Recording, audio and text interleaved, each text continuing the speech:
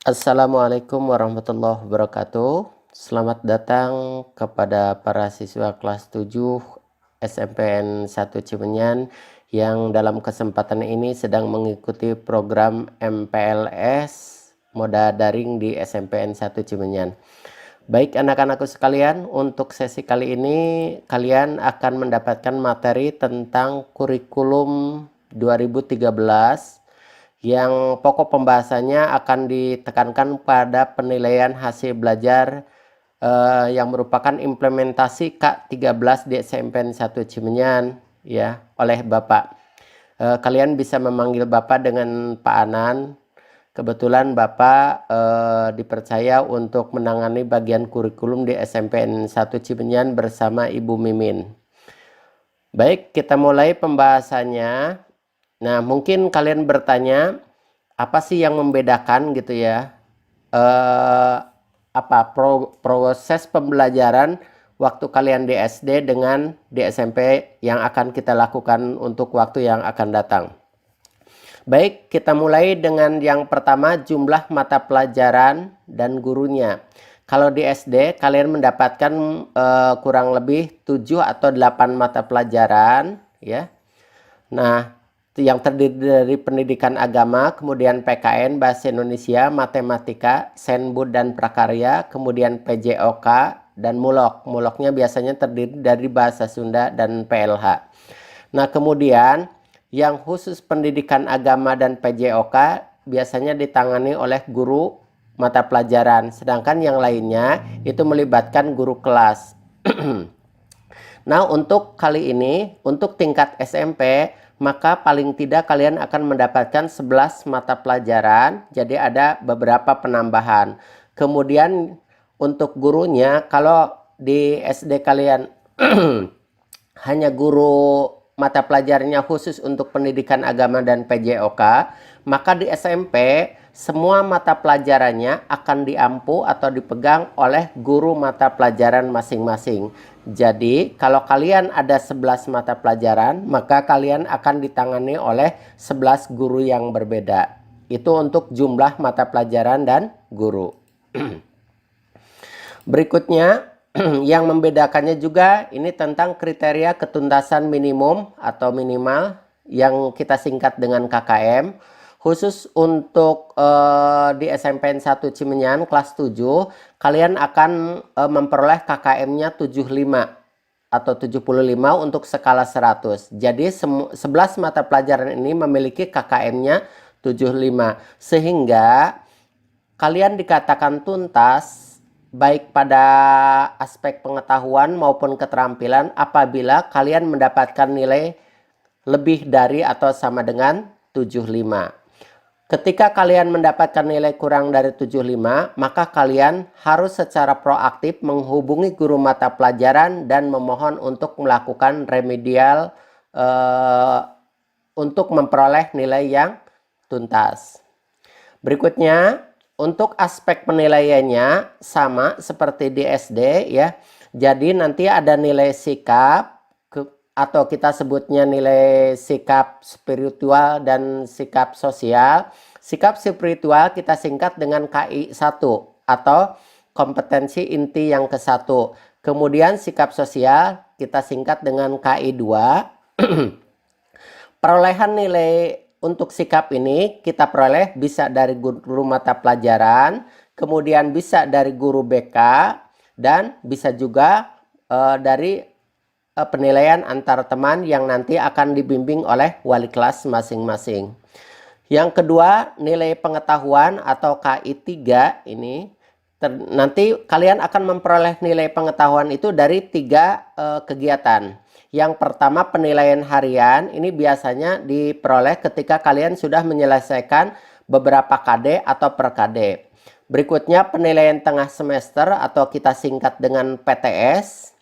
Kemudian penilaian akhir semester, nanti disingkat dengan PAS.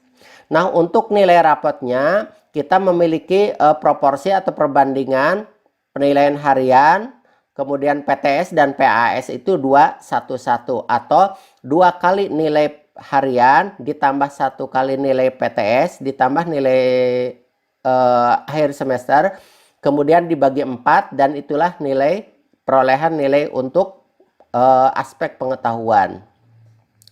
Berikutnya yang ketiga, nilai keterampilan atau KI 4. Ini nanti Bapak dan Ibu guru akan menilai kalian bisa dari kinerja, artinya kinerja selama pembelajaran kalian di kelas. Kalau kalian proaktif, sering maju ke depan atau rajin mengerjakan tugas-tugas, maka nilainya akan baik.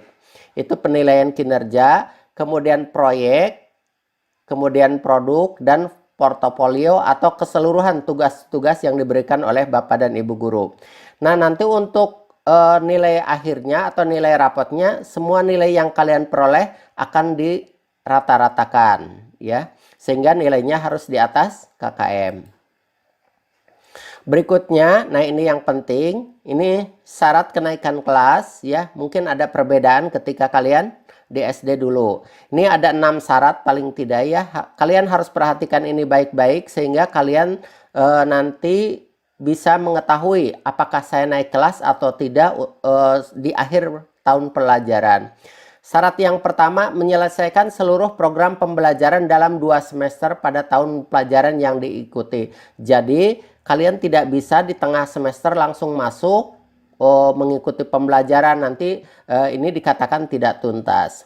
Yang kedua, deskripsi sikap atau nilai sikap sekurang-kurangnya baik atau sangat baik, ya. Jadi sekurang-kurangnya baik. Jadi kalau kalian memperoleh nilai cukup ini untuk KI 1 dan KI 2, maka bisa dipastikan bahwa kalian tidak akan naik kelas.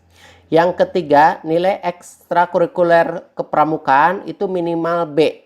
Jadi nanti kalian akan memperoleh materi tentang kepramukaan dan akan dinilai juga, maka nilai minimal kalian harus B, baru nanti bisa naik kelas.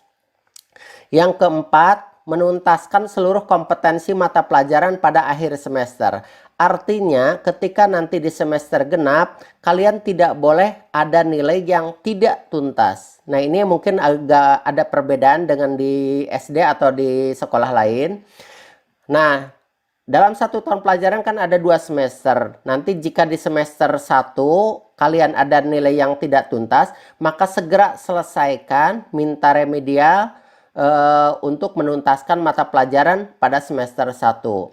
Nah, untuk semester 2 itu harus tuntas semua. Sehingga ketika nanti rapat kenaikan kelas, seluruh nilai kalian itu sudah tidak ada lagi nilai yang di bawah KKM. Berikutnya nomor 5, ketidakhadiran siswa tanpa keterangan, jadi yang alpa, dan ini yang termasuk kabur, itu maksimal 10% dari jumlah hari efektif. Kalau hari efektifnya misalkan 130 hari dalam 1 tahun, berarti kalian paling banyak itu tidak masuk atau kabur itu 13 hari. Nah, ini harus jadi pertimbangan kalian, harus diingat baik-baik, ya. Dan yang keenam, tidak memiliki catatan pelanggaran berat yang mencemarkan nama baik sekolah secara khusus. Jadi mencemarkan nama baik SMPN 1 Cimenyan, atau kalian selaku pelajar Indonesia melakukan hal-hal yang tidak terpuji. Nah, itu otomatis tanpa tanpa pertimbangan yang lama-lama, nanti kalian akan dikembalikan kepada orang tuanya. Dengan kata lain, dikeluarkan dari sekolah. Atau kalaupun misalkan di akhir semester genap, maka kalian dipertimbangkan untuk tinggal kelas, ya. Nah, kemudian di akhir semester kalian, ya, kenaikan kelas, nanti kalian akan mendapat rapot, ya. Ini tidak jauh berbeda dengan yang kalian pernah di SD dulu.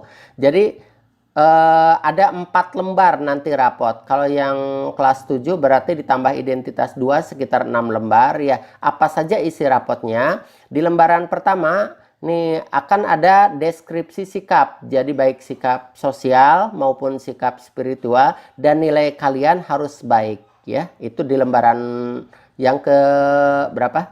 1, 2, yang ketiga, ya. Kemudian lembar berikutnya ini berisi tentang nilai kalian dan deskripsinya, ya, nilai kalian, kemudian ada predikatnya dan deskripsinya lengkap. Di lembar berikutnya juga sama, ada nilai keterampilan, ya. Ini nilainya harus tuntas semua, artinya di atas KKM.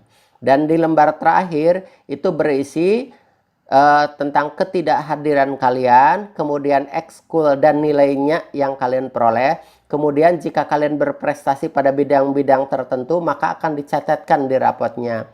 Dan ada juga catatan wali kelas ya tentang perilaku kalian selama mengikuti pembelajaran di sekolah. Dan terakhir adalah tanggapan dari orang tua ya itu. Nah, ini nanti rapot ini akan diberikan di akhir tahun pelajaran. Nah, itu saja ya dari Bapak, karena keterbatasan waktu ya, supaya tidak terlalu lama ya. Mohon pesan Bapak, apa yang telah tadi Bapak sampaikan kalian ingat baik-baik. Yang merupakan peringatannya tolong jangan dilanggar sehingga tidak merugikan diri kalian sendiri. Itu saja, mohon maaf apabila ada kata-kata yang kurang dipahami atau kurang dimengerti. Insya Allah nanti pembahasan lebih lanjutnya akan kita lakukan secara tatap muka. Wassalamualaikum warahmatullahi wabarakatuh.